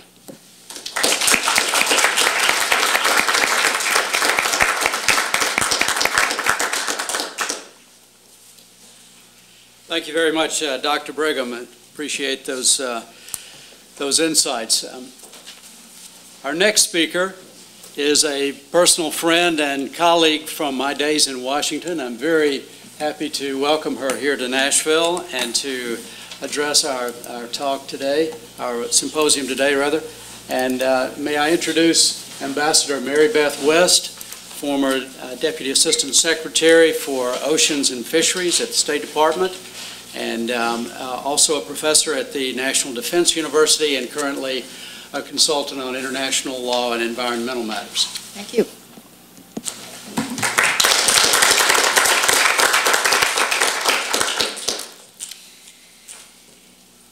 I want to thank Peter and all your colleagues and Vanderbilt for the opportunity to be here. It's been a wonderful symposium. I've learned a lot, and I hope all of you have too. I want to basically describe from a very practical standpoint some of the actual effects that we are seeing today from warming on the environment, on Arctic residents, and on Arctic nations. If you will, we've been talking about the need for cooperation, and these are the kinds of things we're going to need to cooperate on. And I also want, before I start, to indicate that much of the factual information that I have used in this presentation comes from two reports, which I would commend to you. One is the Arctic Climate Impact Assessment, which was done by the Arctic Council in 2004. And the other is the more recent IPCC, the Intergovernmental Panel on Climate Change report, which was issued in 2007. First, a couple of general notes. One is that due to the complexity of interacting factors in the Arctic, the regional differences that we actually see even within the Arctic region, and the fact that much is still unknown about the operation of climate and environmental systems in the region, definitive long-term predictions are difficult. Nonetheless, one thing is clear, and that is that the rapidity and extent of change in the Arctic will test the adaptive capacities of the Arctic environment itself, of Arctic residents, and of Arctic communities and nations. As this chart shows, the warming in the Arctic in this century, in the 21st century, is going to be considerably greater than it was at least in the last 50 years of the 20th century. It also shows that warming is not necessarily uniform in the Arctic. There's been considerably greater warming in Alaska and Western Canada, for instance, than there has been in Eastern Canada and Greenland. And that's one of the things we need to keep in mind is the effects are not necessarily uniform throughout the Arctic. One of the effects, of course, and it's in the title of today's symposium, is melting ice and sea level rise. Global average sea level is projected to rise from 4 inches to 3 feet during this century. We all know that sea level rise will cause inundations of low-lying areas and islands. That's something we've heard a lot about in the context of climate change. But melting ice and sea level rise will also have a number of other effects. One is alterations of ocean chemistry and ecology that can increase infestations, such as harmful algal blooms. Such alterations, if they happen as they could in the long run, could also change some of the ocean conveyor systems globally, if you will. And these are systems that are basic to the climate of the globe. There will be effects on fish and other marine life and animals that depend on those fish and marine life for their feeding and breeding. Things such as seals, seabirds, and polar bears. We've already seen a couple of pictures of stranded polar bears, and those are the kinds of things that are increasingly happening. Fish stocks will begin to show up in new areas. Now that may be good because it will be good for commercial fisheries in the region. It may be good for subsistence fisheries as well. But there's also another effect. When new species begin to show up in areas where they have not been before, they compete for resources with species that are already there in areas that may be stressed. And so there could be effects on the ecology of the areas. Also, some cold water species, such as king crab, may lose habitat and become less plentiful. Melting sea ice also creates effects on land. Sea ice forms a barrier in front of the coast, and disappearance of that barrier can lead to severe erosion, sedimentation, and related damage to coastal communities and areas. One example is a community named Nelson Lagoon, which is in the Pribilofs in Alaska. That community has battled winter storms throughout the years by building a break wall around its coast. The break wall, in turn, braces the shore ice, which protects the island. Because the sea ice buffer has disappeared, the waves have broken the break wall, which has caused disruption of vital infrastructure. In 2000, a storm caused a breach in a pipeline carrying drinking water to the village. Another effect is increased temperatures are also thawing the permafrost, creating unstable support for houses, buildings, and other infrastructure such as roads, airports, and pipelines. Even today, the effects are very real. In 2007, it was reported that thawing permafrost and coastal erosion in Shishmaref, Alaska, which is a small Inuit village on the Chukchi Sea, had resulted in the following. 3 houses had fallen into the sea, 7 houses had been relocated, the airport runway had almost been met by rising seawater, the fuel tank farm was only 35 feet from the sea, and advancing seawater had contaminated the village's drinking water supply. Also, seawater was within 8 feet of the town dump, creating a risk of long-lasting pollution in the marine environment. Here is actually a picture of Shishmaref, of the coastal erosion that has been occurring. And this is a picture that shows the effect of thawing permafrost on buildings that were at least not built to withstand those kinds of effects. Arctic freshwater systems are also affected. While those freshwater systems have been able to adapt to variations in the climate over the last century or so, the high magnitude of change in the next 100 years is likely to exceed the ability of such ecosystems to adapt, leading to significant changes. In some areas in Siberia, scientists have observed lake disappearance. Elders from the Yukon in Canada have reported that lakes and streams are drying up or becoming choked with weeds, rendering water undrinkable. Freshwater fish are being affected by alterations in ecology and by introduction of new parasites and diseases to which the Arctic species are not adapted.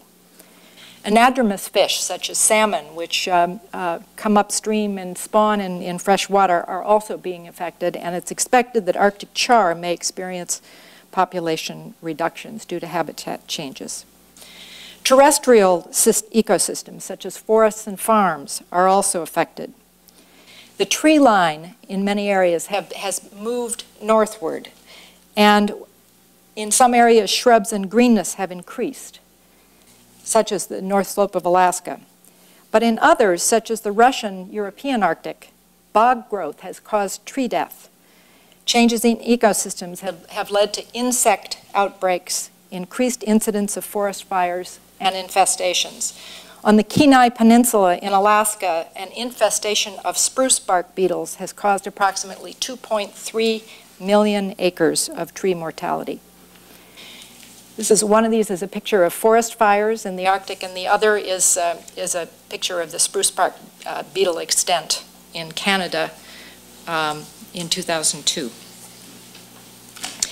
There are also many implications for Arctic flora and fauna, many of which I have mentioned here, and I'm not going to go into those in great detail. Now, these environmental effects have significant implications for the Arctic human population. Let me just say briefly that there are about 4 million residents in the Arctic. And although the indigenous and non-indigenous makeup varies from area to area, migration into the Arctic in the 20th century has led to a situation where overall the indigenous population is only about 10%. On the other hand, in some areas, such as Nunavut in Canada, it's my understanding that the indigenous population is still about 85% of the population. On the average, about 1/3 of Arctic population lives in small settlements of less than 500 inhabitants. And many communities, particularly coastal communities that live based on subsistence lifestyle, are very vulnerable to the effects of warming. These communities, of course, are not monolithic. Ancestry, history, and traditions vary from community to community and region to region, as Jonathan has helped us understand.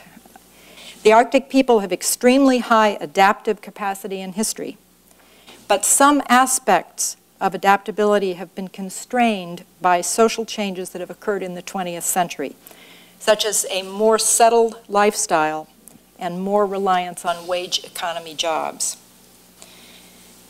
And of course, the breadth and extent of the current changes and the unpredictability of effects will surely test the adaptive capacity of even the most creative and resilient population.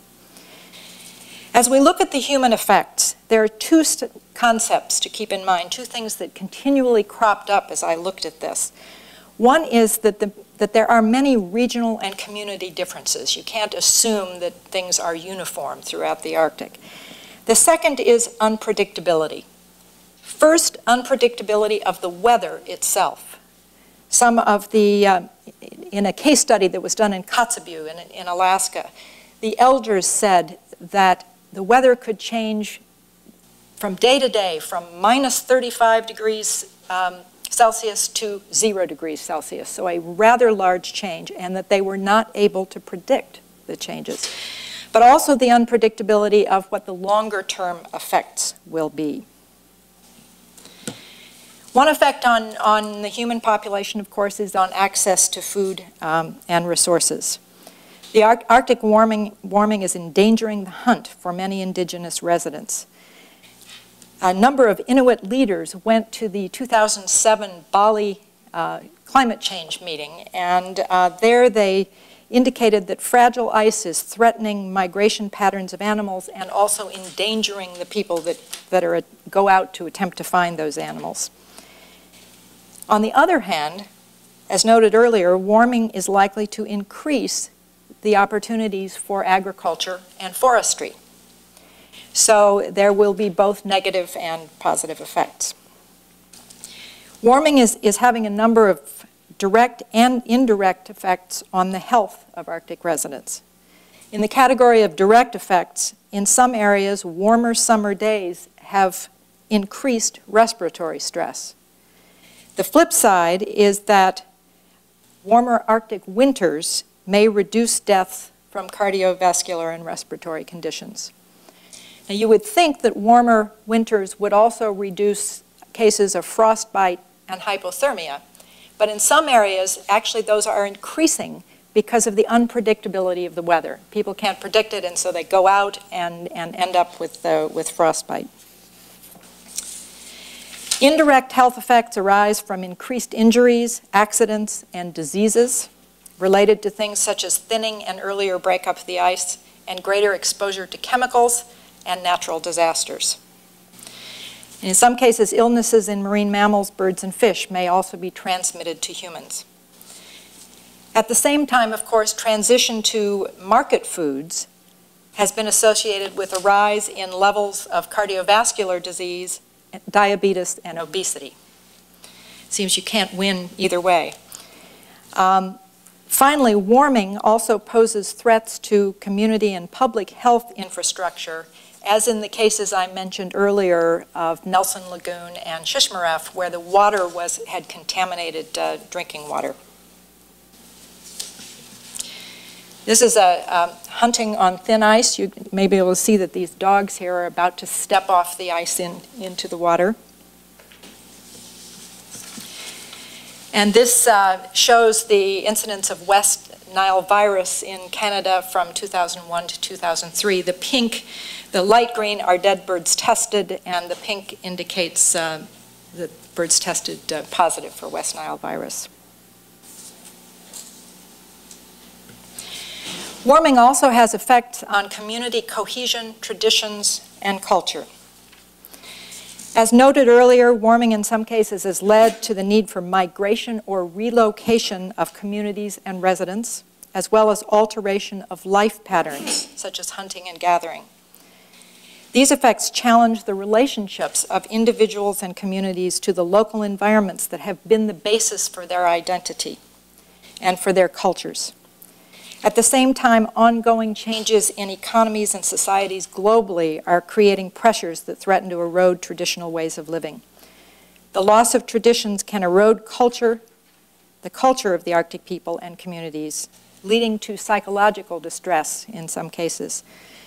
Inuit researchers from Nunavut in the Canadian Arctic note that because elders can no longer predict the weather, they perceive themselves as losing their traditional advisory roles in their communities.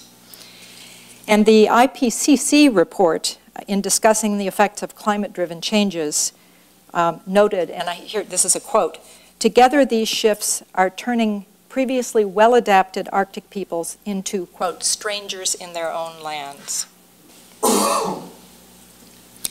It's just a slide of some indigenous peoples. The one on the right is a young Sami girl from Norway, and I don't know where the one from the left is from.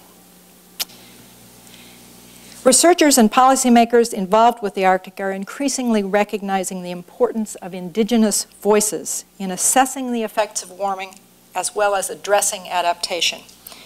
Indigenous people bring an intimate understanding of natural phenomena and the interrelationships between nature and the human population, and a deep understanding of community structure and other factors that affect adaptation.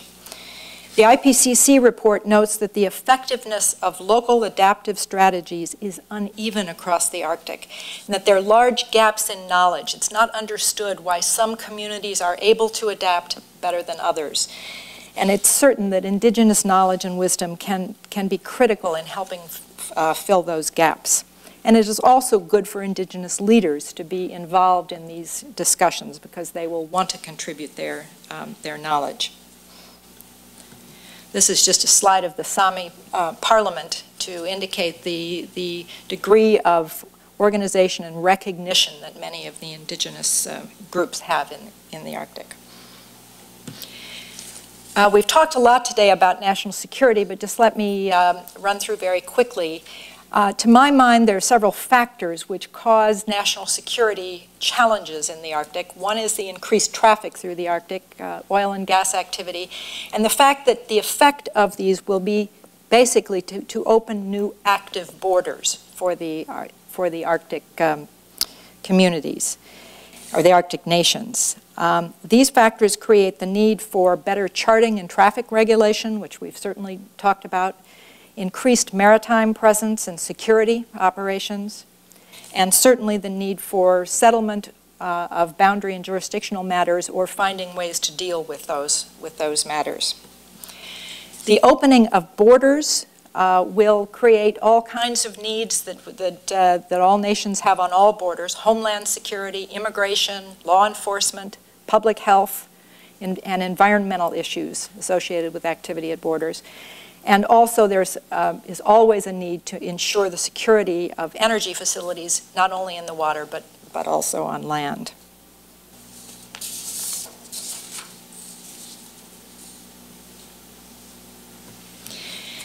For the United States, our new Arctic policy commits us to doing a number of things which will carry us forward in this area, to developing capabilities to protect air, land, and sea borders, increasing Arctic maritime domain awareness, preserving global mobility of military and civilian vessels and aircraft, protecting sovereign U.S. maritime presence, and encouraging peaceful resolution of disputes.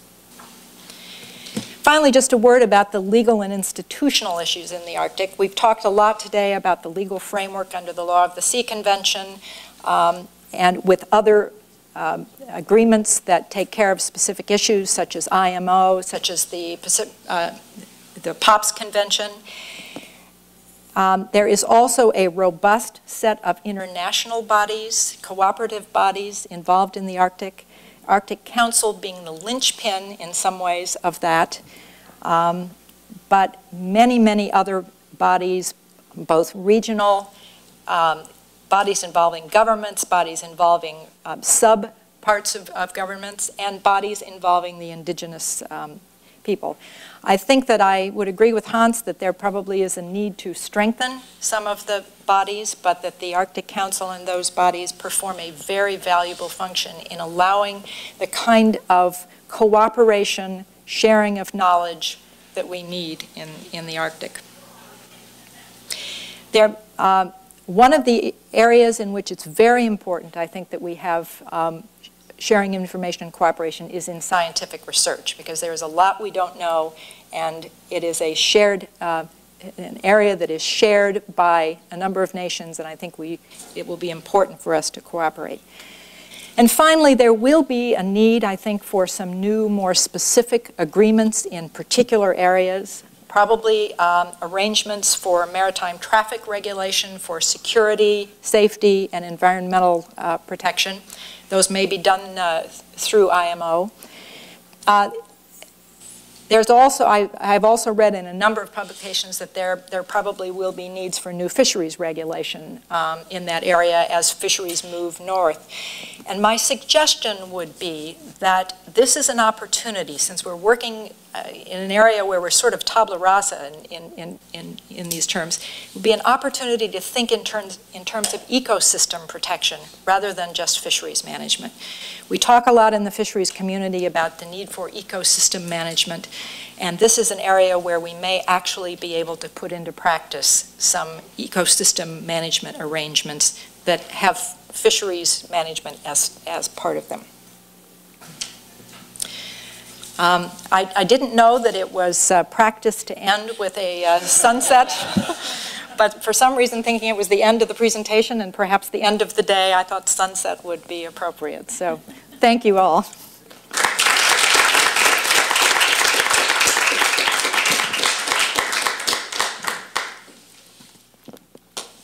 Thank you very much, Ambassador West.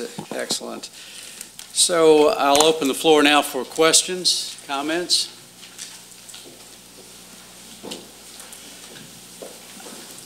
Yes. I have a question in regard to the Russian idea of taking tourists up to the North Pole. The president, Brigham, is that your comment about the Yes. Icebreakers system? You said briefly that it was something that you didn't think was necessarily the right thing to do. I don't want to put your words in your mouth, but can you elaborate a little bit on your feelings about the Russian tourist effort to go to the North Pole? Well, yes, sure I can. The Russian nuclear icebreaker fleet and all that was developed during the Soviet Union to have a marine transport system to cover this Norilsk, to remain independent of international commodities markets. So this development is a huge fleet of ships and infrastructure was related to the command economy. So you have this whole fleet of ships left over at the end of the Soviet Union, and our Russian colleagues wanted to utilize this tremendous investment. And also they were looking for hard currency. So they're using this nuclear ship to sail to the North Pole and paying customers. So it's marine tourism in a very unlikely and unusual way. My only comment is that it's perhaps not an effective utilization of a national asset, either commercial asset or even naval reserve asset, to be taking tourists. But nonetheless, it takes place, so there's impact. And so you have a particular use of the marine environment in the central Arctic Ocean that is highly unlikely, but has happened. Maybe next by submarine, but who knows? Well, the presence of one of those tourists taking icebreakers saved the cookies of a U.S. Coast Guard icebreaker several years ago. Had a broken propeller and shaft because they couldn't get out without the Soviet icebreaker leading it out. So their presence there actually has some benefit too. Whoever's interpretation it is. I say it's a misuse of a marine transport system asset.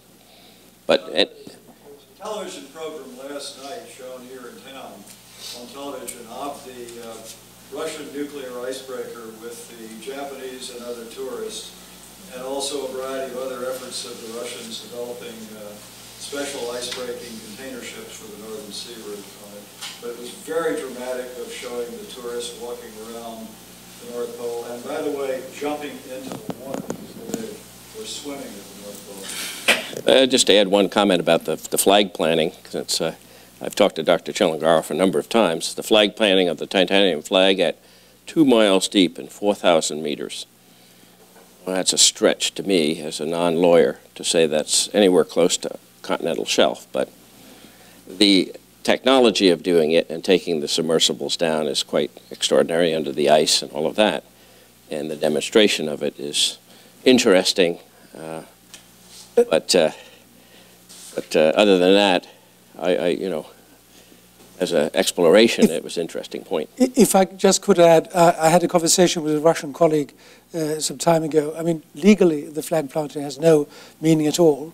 And actually, the action was done by private interests. This was not, as far as I understand, an official Russian act. And I think that on some official establishments that don't pay too much attention to this. So it's just an image, but... Just to confirm that, the Russian foreign minister is actually on record as saying this had no legal significance whatsoever. If I remember correctly, Mr. Putin hailed it quite publicly and dramatically. So yeah, I mean, there's levels of law and there's levels of politics. Political. and there's levels of global attention. And that was before Mr. I mean, so I mean, I agree it's not from a legal perspective, but it got global attention on the Arctic. It did. But that was before Mr. Putin was properly legal advised. Footnote on this same point. Actually, instead of being frightened by this, this is really an adventure. It was an interesting adventure, and the people that did it, quite daring, and they should actually get our commendation. And thinking about this for a moment, prior to that, there was another great adventure that people have forgotten about.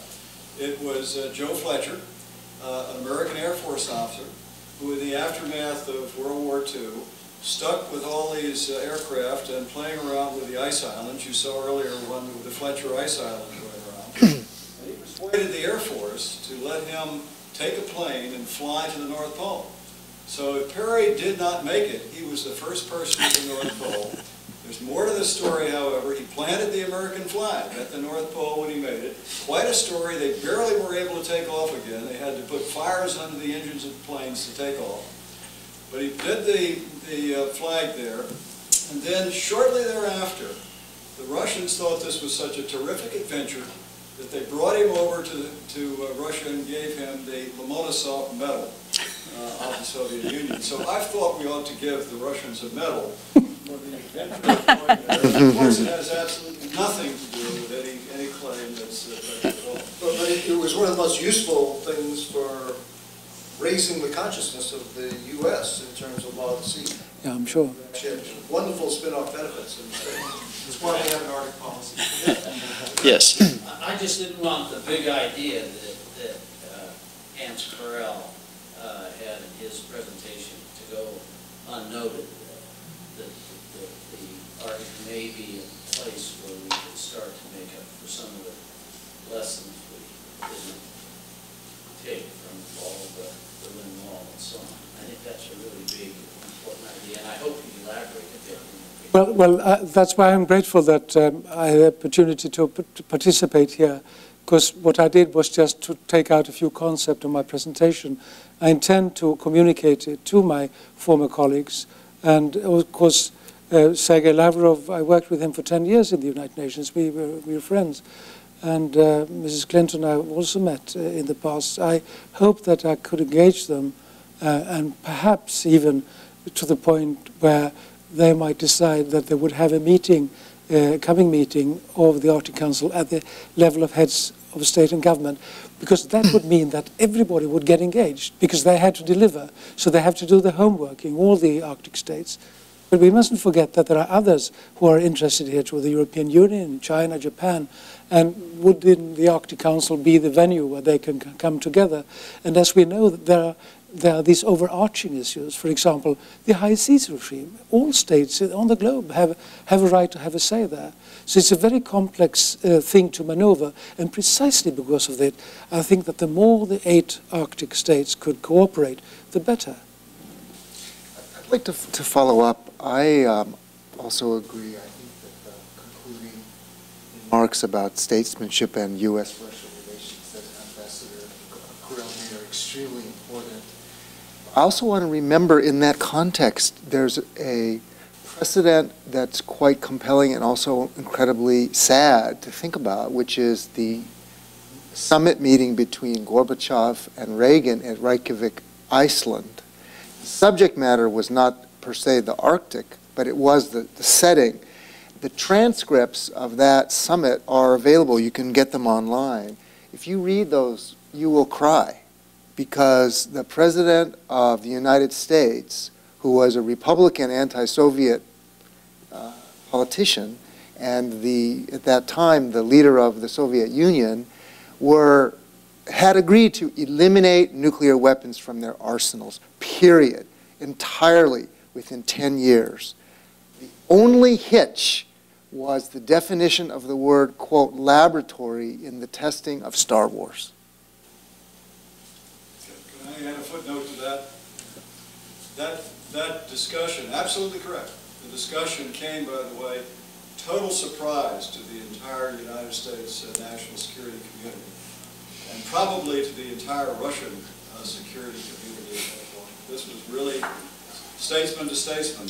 And as a result, of course, without any of the background work, it didn't go anywhere. Remarkable. Yes, you had a question. I had a question for Ambassador Carell. You were talking about the WWF report, and it is excellent, and this idea, and I agree with you that there is no need for a new regime and that this isn't a gap. I was wondering what your vision is. It seems there are some discussions, you know, you read all sorts of articles about international facing a fragmentation problem where all these different fields of international law develop and whether there's enough cross-integration. And I wondered, is your vision that though we may need to supplement, you know, they'll be dealing with fisheries and all sorts of different problems that need to be addressed in the Arctic, is your vision that UNCLOS will be the umbrella that will hold it all together? I'm just concerned that there may be initiatives, developments, but who's going to coordinate and make sure that one initiative is responsive to another? And well, I addressed this at a seminar in Germany a couple of years ago, and there is a reference to that in the written presentation. And this was a more general remark that I touched upon here, that you have to do better at home to coordinate. And John Autumn Moore and some others, we were discussing that, how the US delegation was coordinating for the Law of the Sea negotiations.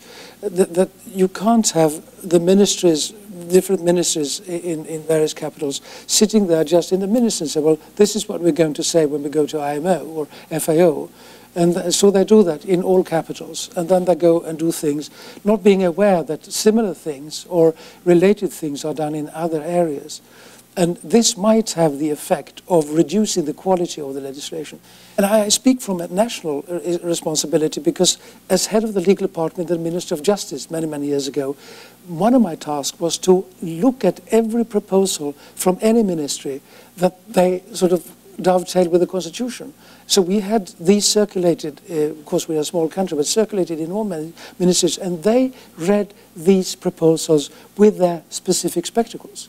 Just like in the United Nations, when we governed Kosovo and East Timor, I had an officer reading every proposal for legislation with the human rights spectacles, because I didn't want the UN to issue rules that were violating human rights.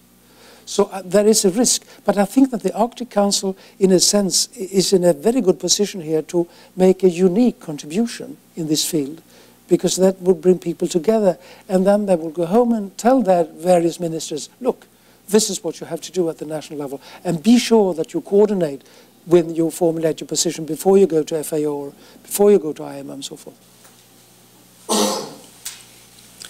I had a question. Yes, Larry. Probably one more question. Is that a One more question then. Yes. Perhaps it's maybe the question is a brief remark, and coming back to the Russian interests and Russian policies. When getting ready for this symposium, I'm interested in the recent statement by Mr. Lavrov, who stated clearly that, and it was reported by the press agency a couple of days ago, that our actions in the Arctic are prospects that are based on arguments in international law. We are interested in seeing the Arctic not as a zone of confrontation, but as a zone of cooperation.